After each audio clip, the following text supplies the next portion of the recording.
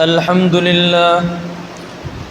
لله وكفى وسلام على عباده الذين اصطفى أما بعد فأعوذ بالله من الشيطان الرجيم بسم الله الرحمن الرحيم قال الله تبارك وتعالى شهر رمضان الذي أنزل فيه القرآن وقال النبي صلى الله عليه وسلم قال الله تبارك وتعالى الصوم لي وأنا أجزي به وفي رواية أنا أجزى به صدق الله وصدق رسوله النبي الكريم ونحن على ذلك لمن الشاهدين والشاكرين والحمد لله رب العالمین۔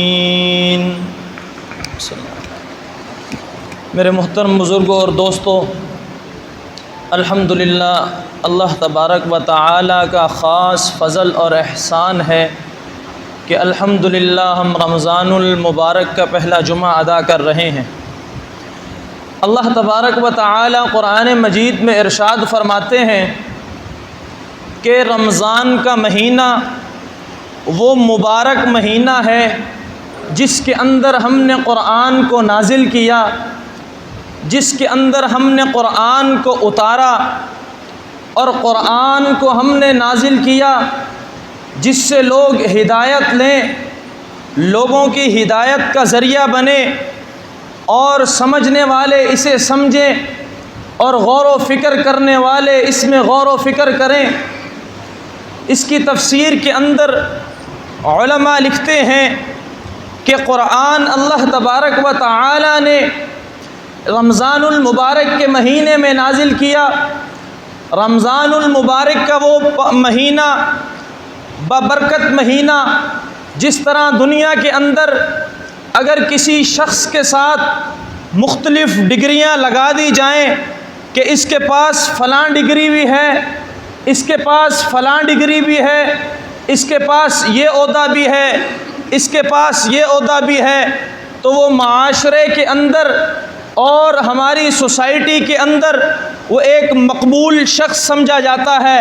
وہ سمجھا جاتا ہے کہ یار بہت قابل شخص ہے اور اس کا مرتبہ بہت ہے۔ تو اللہ تبارک و تعالی نے قرآن مجید میں ارشاد فرمایا کہ رمضان وہ مہینہ ہے کہ جس کے اندر ہم نے اپنی کتاب نازل کی اور جس کے اندر ہم نے روزہ فرض کر دیا کہ روزہ وہ چیز ہے، وہ فرض ہے کہ اگر آدمی کے منہ سے بو آتی ہے، اللہ تبارک و تعالی فرماتے ہیں کہ آدمی کے منہ کی بو مجھے مشک اور عنبر سے زیادہ پسند ہے۔ تو یہ مقام اس مہینے کو ملا، تو اس مہینے کی ویلیو اور اس مہینے کا مقام بھی تمام مہینوں سے افضل اور تمام مہینوں سے اوپر ہو گیا۔ فرمایا کہ اس مہینے کے اندر جو شخص اس مہینے کو جس طرح گزارتا ہے تو پورا سال وہ اسی طرح رہتا ہے۔ اگر وہ اس مہینے کے اندر اپنی نماز کی عادت بنا لے، نماز کو وہ ادا کرے اور اس مہینے کے اندر وہ روزے رکھے، اس مہینے کے اندر اللہ کے راستے میں خرچ کرے، اس مہینے کے اندر گناہوں سے بچے، تو علماء فرماتے ہیں کہ اس کا پورا سال ایسے ہی گزرے گا جس طرح اس نے رمضان المبارک کا مہینہ گزارا۔ کل میں ایک چیز نظر سے گزری، لکھا تھا کہ اگر ہمارے اندر سستی پیدا ہو رہی ہے کہ یار تراویح کے لیے جائیں، سستی ہے، افطاری کے لیے بیٹھ رہے ہیں، سستی ہو رہی ہے، روزے کی مشقت نظر آتی ہے کہ گرمی ہے، کس طرح روزہ رکھے؟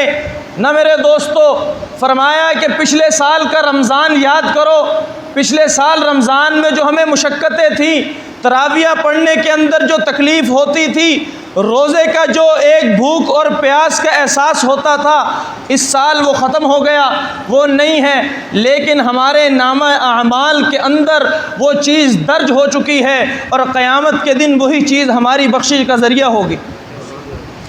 تو فرمایا کہ جو شخص جس طرح رمضان المبارک کا مہینہ گزارے گا اس کے تمام مہینوں پر رمضان المبارک کا مہینہ اثر انداز ہوگا۔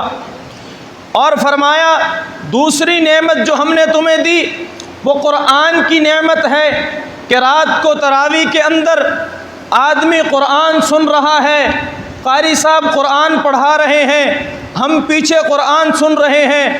فرمایا کہ اگر کوئی شخص قرآن پورے قرآن کی تو کیا ویلیو، پورے قرآن کی تو کیا فضیلت۔ فرمایا کہ اگر کوئی شخص ایک آیت بھی غور سے سن لے تو وہ آیت قیامت کے دن اس کی نجات اور بخشش کا ذریعہ ہوگی۔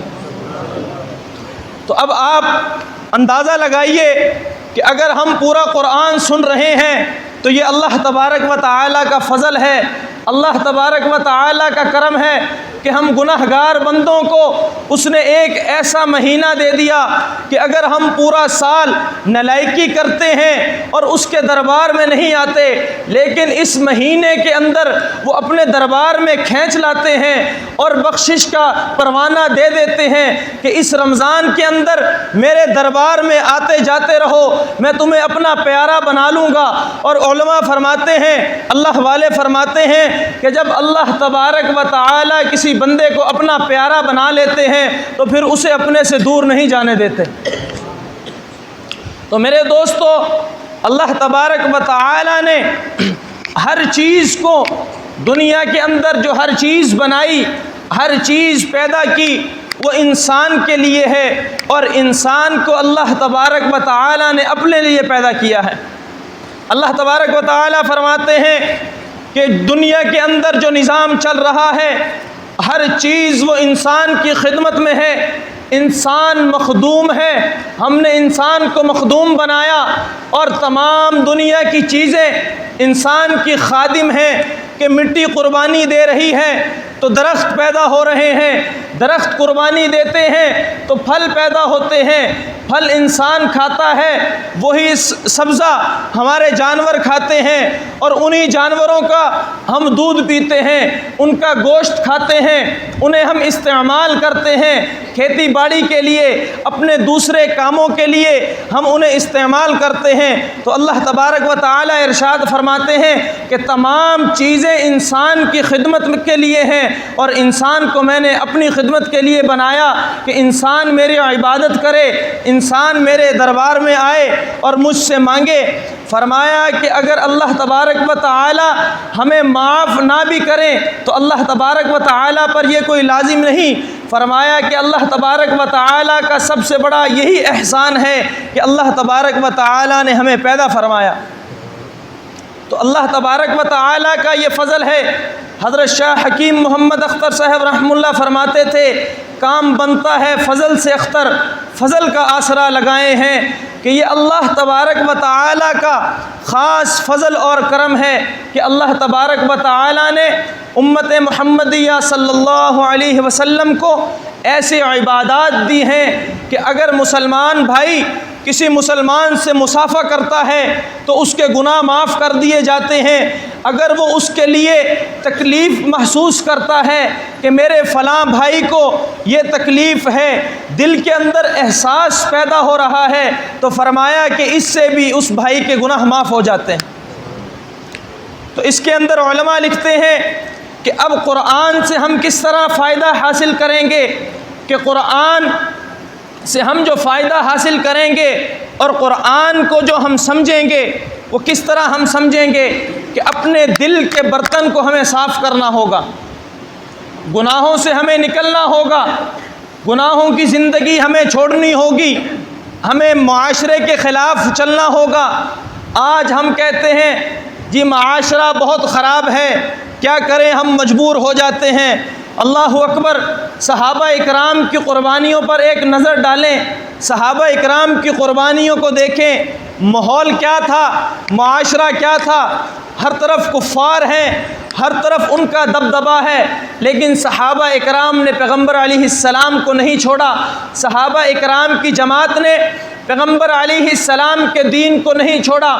حضرت بلال حبشی رضی اللہ تعالی عنہ کہ جو مالک تھا وہ حضرت بلال حبشی کو تپتی ہوئی ریت پر لٹا دیا کرتا تھا اور طرح طرح کے ظلم کرتا تھا اور پتھر سینے پر رکھ دیا کرتا تھا کہ یہ شاید اس سے باز آ جائے اور محمد صلی اللہ علیہ وسلم کے دین کو چھوڑ دے، ان کے کلمے کو چھوڑ دے۔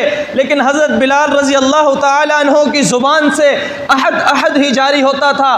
وہ کہنے لگا کہ بلال تو باز نہیں آتا، تو حضرت بلال حبشی کے گلے کے اندر رسی ڈال کر لڑکوں کو دے دیا کرتا تھا کہ اسے شہر کے اندر گھسیٹتے پھرو، یہ باز آ جائے گا۔ لیکن حضرت بلال حبشی پھر بھی نہ باز آئے، تو فرمایا کہ وہ بلال حبشی پیغمبر علیہ السلام معراج پر جاتے ہیں اور واپس آ کر فرمانے لگے بلال تو کیا ایسا عمل کرتا ہے کہ میں نے تیرے قدموں کی آہٹ کو عرش کے اوپر سنا ہے۔ تو یہ مقامات، یہ مرتبے صحابہ اکرام کو کیسے حاصل ہوئے؟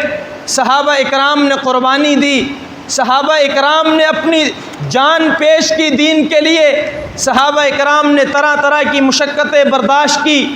آج ہم الحمدللہ ہر چیزیں ہمارے پاس موجود ہیں، یہ بھی اللہ کا فضل ہے کہ اللہ تبارک و تعالی نے ہمیں ہر چیز دی ہے، ہر چیز کی سہولت دی ہے۔ لیکن آج ہم بھی روزے میں سستی کرتے ہیں، ہم نمازوں میں سستی کر رہے ہیں۔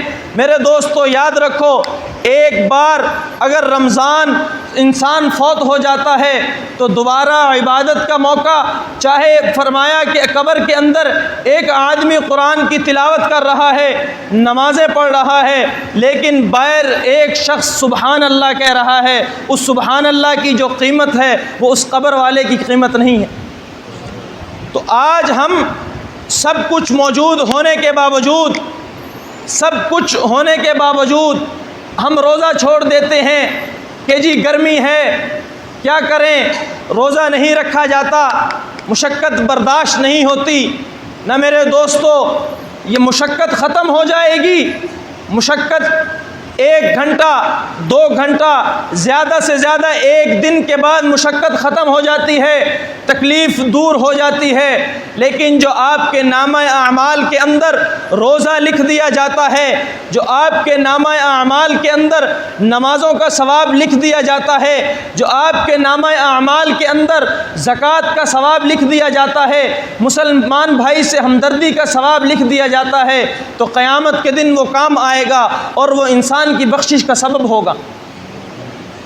فرمایا حضرت جبرائیل علیہ السلام کچھ کہہ رہے ہیں اور آپ صلی اللہ علیہ وسلم آمین کہہ رہے ہیں۔ صحابہ اکرام نے عرض کیا یا رسول اللہ صلی اللہ علیہ وسلم، آج ہم نے ایک چیز بڑی عجیب دیکھی کہ آپ نے آمین کہا۔ فرمایا کہ جبرائیل علیہ السلام میرے پاس آئے تھے، وہ تشریف لائے تھے، وہ فرمانے لگے کہ جس نے رمضان کا مہینہ پایا اور وہ اپنی بخشش نہ کروا سکا وہ ہلاک ہو جائے، اور اس پر میں نے آمین کہا۔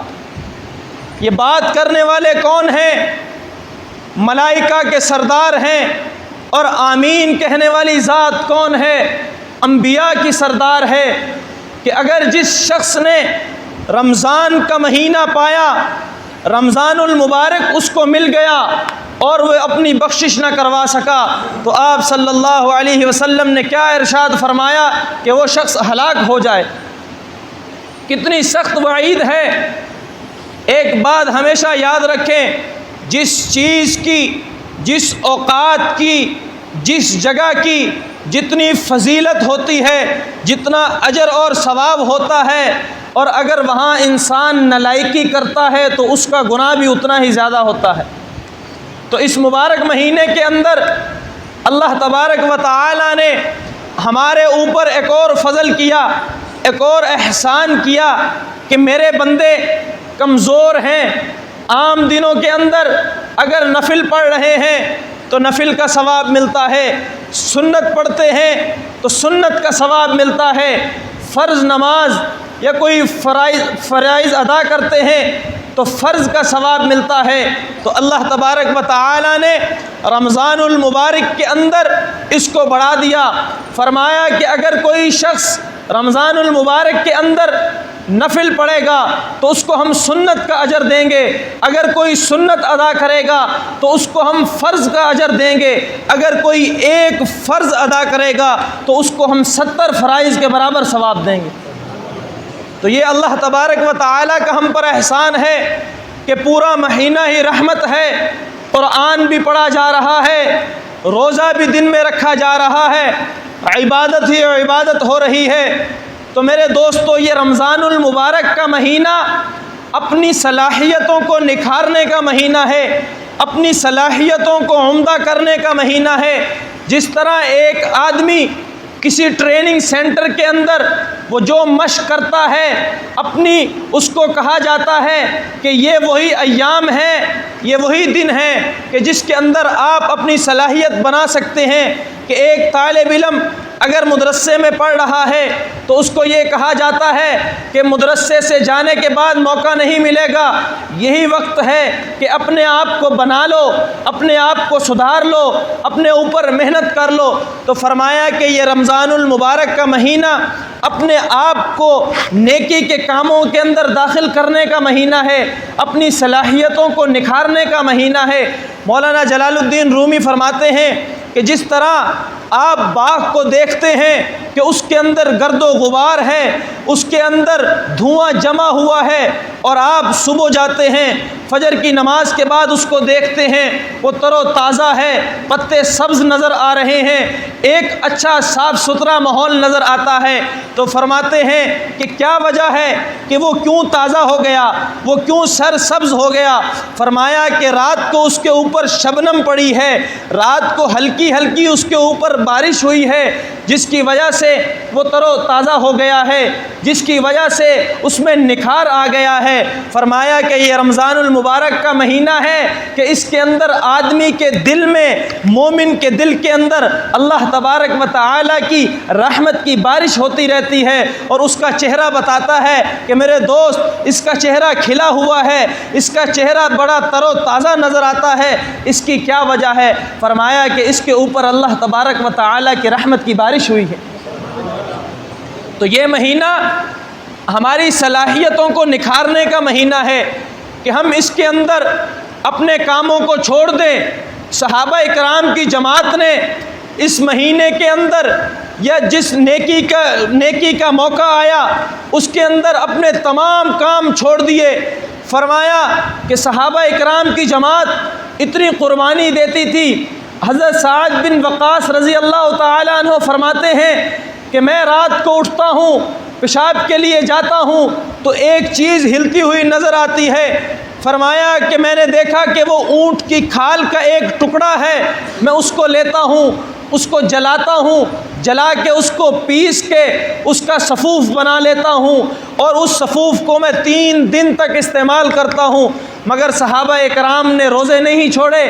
فرمایا کہ صحابہ اکرام کی ایک جماعت سارا سال روزے رکھتی تھی، میدان جہاد کے اندر بھی وہ روزے سے ہوا کرتی تھی۔ آپ صلی اللہ علیہ وسلم نے فرمایا کہ اجازت ہے روزہ نہ رکھا کرو، لیکن صحابہ پر قربان جائیں کہ صحابہ اکرام کی جماعت تو ایک دوسرے سے ثواب کے لیے بڑھنا چاہتی تھی کہ ہم ایک دوسرے سے ثواب کے اندر آگے نکل جائیں۔ فرمایا کہ صحابہ کمزور تھے، کمزور ہو کر گر پڑتے تھے لیکن روزے کو نہیں چھوڑتے تھے۔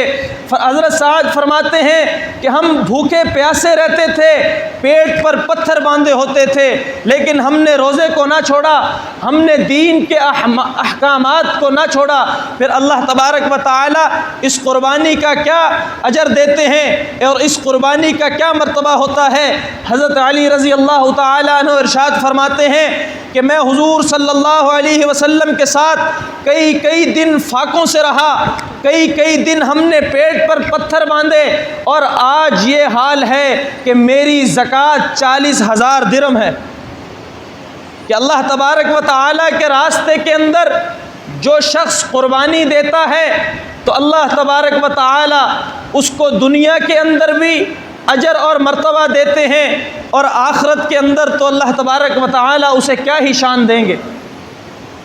حفاظ کے بارے میں آتا ہے کہ حفاظ کو جب لایا جائے گا تو ان کا کیا مرتبہ ہوگا۔ تر و تازہ چہرے ہوں گے۔ اور فرمایا کہ حفاظ کے والدین کو جب پیش کیا جائے گا، جنت کی طرف لایا جائے گا، تو ان کے سروں کے اوپر تاج ہوں گے جس کے اندر موتی اور ہیرے جواہرات لگے ہوں گے۔ تو لوگ کہیں گے کہ دیکھو انبیاء کی جماعت آ رہی ہے، انبیاء تشریف لا رہے ہیں۔ تو پوچھیں گے کہ یہ انبیاء آ رہے ہیں؟ فرمایا جائے گا کہ یہ انبیاء کی جماعت نہیں، یہ صحابہ کی جماعت نہیں، یہ تابعین کی جماعت نہیں، یہ حفاظ کے والدین ہیں جن کو ان شان و شوکت کے ساتھ جنت میں لے جایا جا رہا ہے۔ حفاظ کے والد کا یہ مرتبہ، ان کے والدین کا یہ مرتبہ کہ لوگ دیکھیں گے۔ اور حفاظ کا کیا مرتبہ ہوگا؟ فرمایا کہ ایک حرف پر 10 نیکی ملتی ہے۔ الف لام میم 3 حرف ہو گئے، اس کے اوپر 3 نیکیاں نہیں، فرمایا اس کے اوپر 30 نیکیاں دی جاتی ہیں۔ اور رمضان المبارک کے مہینے میں ہر چیز کو ڈبل کر دیا جاتا ہے، بلکہ 70 گنا کر دیا جاتا ہے۔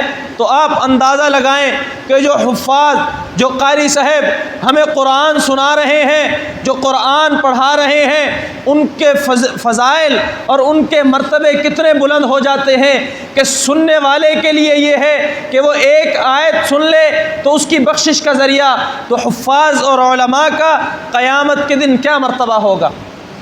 تو میرے دوستوں اور بزرگوں، اللہ تبارک و تعالی نے اپنے خاص فضل اور کرم کے ساتھ ہمیں یہ مہینہ عطا کیا۔ فرمایا کہ اگر جو شخص نعمت کی قدر نہیں کرے گا، نعمت کی قدر نہیں کرے گا تو وہ نعمت اس سے اٹھا لی جائے گی۔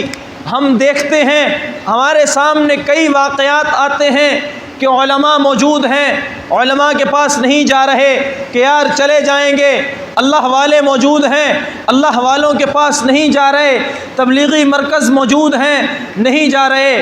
میرے دوستو، ایسی چیزیں پھر اللہ تبارک و تعالی اٹھا لیتے ہیں، پھر انسان کو دوبارہ زندگی کے اندر موقع نہیں ملتا۔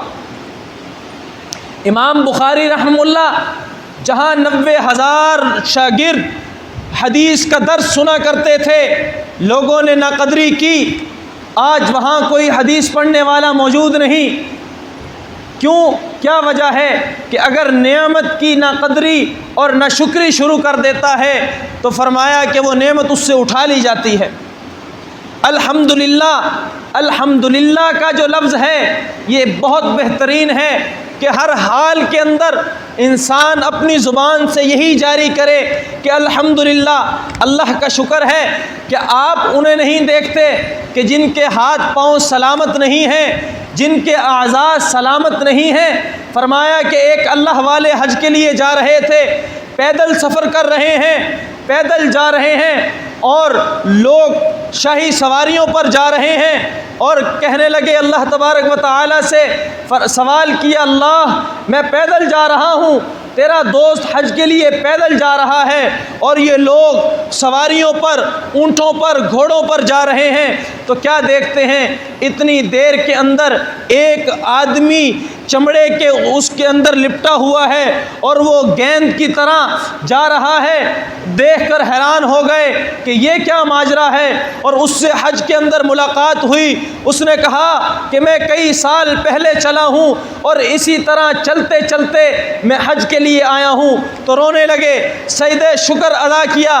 فرمایا کہ اللہ تبارک و تعالی تیرا شکر ہے، تیرا احسان ہے کہ میرے ہاتھ پاؤں تو سلامت ہیں کہ جس کے ساتھ میں چل کر حج پر جا رہا ہوں۔ کچھ تیرے بندے ایسے بھی ہیں جو اپنے جسم کو زمین پر گھسیٹتے ہوئے حج کے لیے جا رہے ہیں۔ تو میرے دوستو، سلامت اعضاء ہونا بھی اللہ تبارک و تعالی کی نعمت ہے۔ فرمایا کہ ہم دیکھتے ہیں کہ یار فلاں شخص کے پاس گاڑی ہے، فلاں شخص کے پاس جہاز ہے۔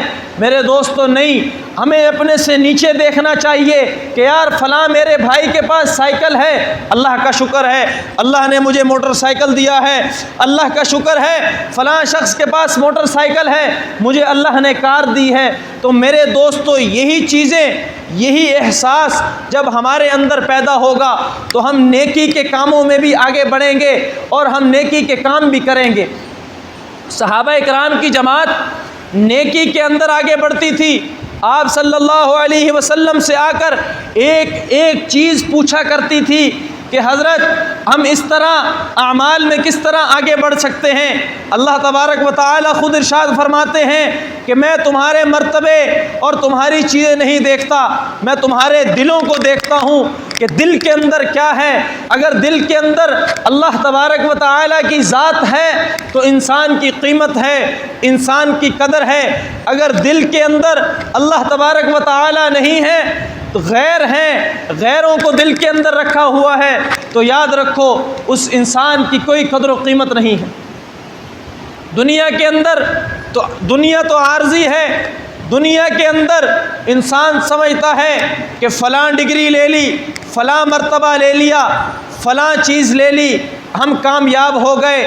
یہ تو ایک عارضی چیز ہے۔ فرمایا کہ جس راستے سے گزرنا ہو تو اس راستے سے انسان گزر جاتا ہے، اس راستے کے اوپر رہائش اختیار نہیں کرتا کہ میں اتنا سامان لے کے نکلوں کہ مجھے لاہور جانا ہے۔ تو میرے دوستو ہم اتنا سامان لے کے نکلتے ہیں کہ جو راستے کے اندر ہماری ضرورت کا ہو۔ تو میرے دوستو اسی طرح دنیا کے اندر بھی آدمی جو محنت کرتا ہے تو وہ اس نے آخرت کے اندر جانا ہے۔ تو اگر وہ اللہ کے لیے محنت کرے گا، اللہ تبارک و تعالی کی ذات کو حاصل کرنے کے لیے محنت کرے گا، تو میرے دوستو اس کی دنیا بھی کامیاب ہوگی اور آخرت بھی کامیاب ہوگی۔ تو یہ مہینے مولانا سرفراز خان صفدر رحمہ اللہ کیا لکھتے ہیں، کیا فرماتے ہیں کہ جس طرح اللہ تبارک و تعالی نے رمضان المبارک کے مہینے کے اندر صبح سحری سے لے کر روزہ کھولنے تک، شام تک حلال چیزوں کو ہم پر حرام کر دیا کہ پانی حلال ہے کہ ہم اسے مغرب کے بعد استعمال کرتے ہیں، لیکن ان اوقات کے اندر وہ ہمارے لیے حرام کر دیا۔ کھانا پینا ہمارے لیے حلال ہے، ان اوقات کے اندر اللہ تبارک و تعالی نے اپنے بندوں پر وہ حرام کر دیا۔ تو مولانا کیا فرماتے ہیں کہ جو سمجھدار آدمی ہے، ہر آدمی کی عقل میں تو یہ چیز آتی ہے کہ جب حلال چیز کو اللہ تبارک و تعالی حرام فرما رہے ہیں اور ہمارے اوپر حرام کر دیا، تو جو حرام چیزیں ہیں وہ کس طرح ہمارے اوپر حلال ہو سکتی۔ آج آدمی ہیلا بہانہ کرتے ہیں کہ یار ہم یہ چیز کر لیں اور یار اس طرح ہو جائے۔ نہ میرے دوستو، جو شریعت نے چیز مقرر کر دی، جس چیز کا حکم دے دیا، اس کے اندر کوئی تبدیلی نہیں ہو سکتی۔ البتہ معذوروں کے لیے اور دیگر لوگوں کے لیے جن کے عذر ہیں، اس پر بات مفتیان فتوے دیتے ہیں، اس پر رعایت کی گئی ہے۔ لیکن آج ہم روزے کے اندر کہ جی گرمی ہے کہ جی فدیہ ادا کر سکتے ہیں۔ میرے دوستو فرمایا، حدیث کے اندر آتا ہے کہ اگر آدمی نے رمضان المبارک کا ایک روزہ چھوڑ دیا اور اس سے ایک روزہ رہ گیا، وہ ساری عمر قیامت تک روزے رکھتا رہے، اس روزے کا بدلہ پورا نہیں ہو سکتا۔ کہ رمضان المبارک کے ایک روزے کی اتنی فضیلت، اور اگر ہم معاشرے کے اندر ایک دوسرے سے ملاقات کر رہے ہیں تو ہمارے منہ سے اگر بو آ جائے تو اگلا کیا کہتا ہے، میاں جی، بھائی جی، منہ سائڈ پر رکھ کر بات کرو، منہ کو پرے کر لو، آپ کے منہ سے بو آتی ہے۔ اللہ اکبر۔ اللہ تبارک و تعالی فرماتے ہیں کہ روزے دار کے منہ کی بو مجھے مشک اور عنبر سے زیادہ پسند ہے، اس سے زیادہ کیا مرتبہ ہو سکتا ہے۔ فرمایا کہ سمندر کی ساری مچھلیاں روزے دار کے لیے دعا کرتی ہیں۔ تو اللہ تبارک و تعالی نے جب انسان اپنی قربانی اللہ کے لیے دیتا ہے تو جو دوسری مخلوقات ہیں وہ انسان کے لیے قربانی دیتی ہیں، وہ انسان کے لیے دعائیں کرتی ہیں، وہ انسان کے لیے مغفرت کی دعا کرتی ہے۔ فرمایا کہ یہ جو داڑھی کی سنت ہے، اس سنت کو ہم معمولی سمجھتے ہیں کہ یار بعد میں رکھ لیں گے، ابھی وقت نہیں ہے کہ بعد میں رکھ لیں گے، ابھی رشتہ ہو جائے، ذرا ہم شادی کر لیں، بعد میں رکھ لیں گے۔ نہ میرے دوستو، بعد میں پتہ نہیں وقت آئے یا نہ آئے۔ بعض ایسے واقعات ہوئے ہیں کہ لوگوں نے کہا کہ ہم کفریہ کلمات کہہ دیں پھر ہم مسلمان ہو جائیں گے، ایک دفعہ کفر کی طرف چلے گئے، اللہ تبارک و تعالی نے دوبارہ توفیق ہی نہیں دی کہ وہ اسلام میں داخل ہو سکے۔ تو یہ مبارک سنت فرمایا کہ فرشتوں کی ایک جماعت ہے، ایک جماعت مستقل داڑھی والوں کے لیے دعا کرتی ہے۔ فرمایا کہ ایک صحابی کے 2 بال تھے، وہ مسجد کے اندر جب تشریف لاتے تھے تو حضور انہیں دیکھ کر مسکرایا کرتے تھے، وہ سمجھے کہ شاید کہ میرا مذاق ہو رہا ہے تو انہوں نے ان بالوں کو اکھاڑ دیا۔ اگلے دن جب وہ تشریف لائے تو حضور نے منہ پھیر لیا، چہرہ پھیر لیا۔ حضور کا چہرہ پھیر لینا صحابہ اکرام کی جماعت کے لیے قیامت ہوا کرتی تھی۔ فرمایا کہ یا رسول اللہ کیا ماجرا ہے؟ فرمایا کہ وہ تیرے جو 2 بال تھے میں دیکھا کرتا تھا کہ فرشتے ان سے کھیلا کرتے تھے۔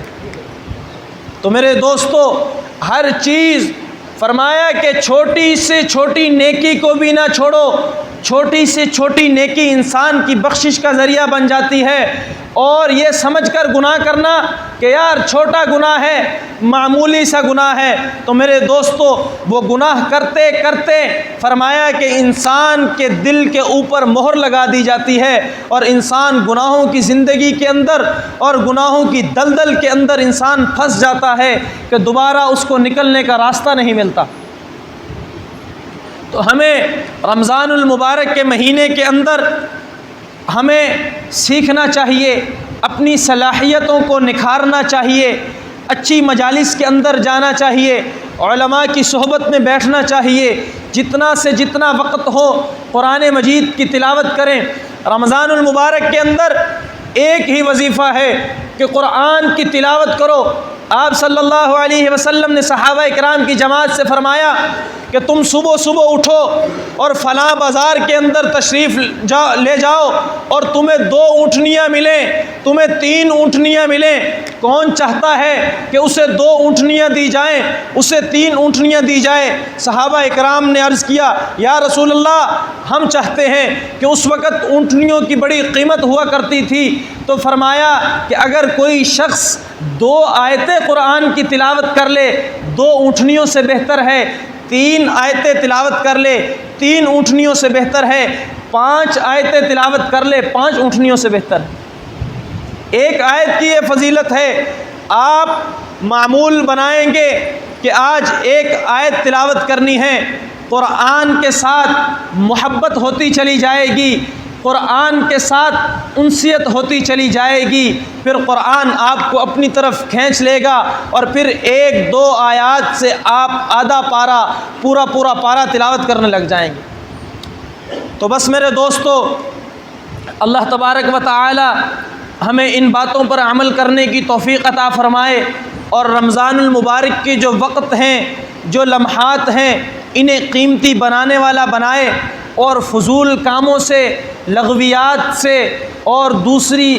جو مشاغل ہیں ہم فضول اس کے اندر مل جاتے ہیں، شامل ہو جاتے ہیں، غیبت کر رہے ہیں، بیٹھ کے چغلی کر رہے ہیں۔